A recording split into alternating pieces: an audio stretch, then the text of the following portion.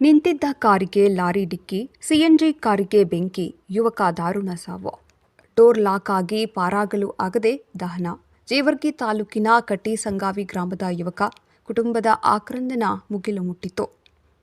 ಬೆಂಗಳೂರಿಂದ ಕಲಬುರಗಿ ಕಡೆಗೆ ಬರುತ್ತಿದ್ದ ವೇಳೆ ಜೇವರ್ಗಿ ತಾಲೂಕಿನ ಕಟ್ಟಿಸಂಗಾವಿ ಗ್ರಾಮದ ಯುವಕ ಶುಕ್ರವಾರ ರಾತ್ರಿ ಸಂಭವಿಸಿದ ಭೀಕರ ರಸ್ತೆ ಅಪಘಾತದಲ್ಲಿ ಬೋವಿ ಸಮಾಜದ ಯುವಕನೊಬ್ಬ ಜೀವಂತವಾಗಿ ಸುಟ್ಟು ಕರಕಲಾದ ದಾರುಣ ಘಟನೆ ನಡೆದಿದೆ.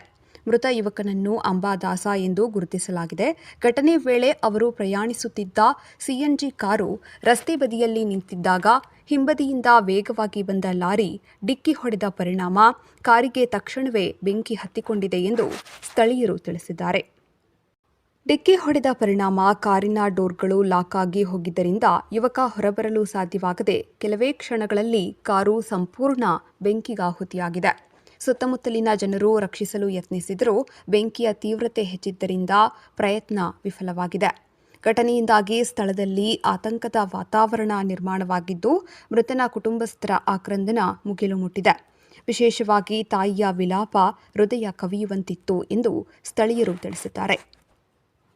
ಪ್ರಾಥಮಿಕ ಮಾಹಿತಿಯ ಪ್ರಕಾರ ನಿಂತಿದ್ದ ಕಾರಿಗೆ ಲಾರಿ ಹಿಂಬದಿಯಿಂದ ಡಿಕ್ಕಿ ಹೊಡೆದಿರುವುದೇ ಅಪಘಾತಕ್ಕೆ ಕಾರಣ ಎನ್ನಲಾಗಿದೆ. ಸಿಎನ್ಜಿ ವಾಹನವಾಗಿದ್ದರಿಂದ ಬೆಂಕಿ ವೇಗವಾಗಿ ವ್ಯಾಪಿಸಿದೆ ಎಂಬ ಶಂಕೆಯೂ ವ್ಯಕ್ತವಾಗಿದೆ. ಈ ಸಂಬಂಧ ಪ್ರಕರಣ ದಾಖಲಿಸಿಕೊಂಡಿರುವ ಪೊಲೀಸರು ಸ್ಥಳಕ್ಕೆ ಭೇಟಿ ನೀಡಿ ಪರಿಶೀಲನೆ ನಡೆಸಿದ್ದು, ಅಪಘಾತದ ನಿಖರ ಕಾರಣ ಕುರಿತು ತನಿಖೆ ಮುಂದುವರೆದಿದೆ.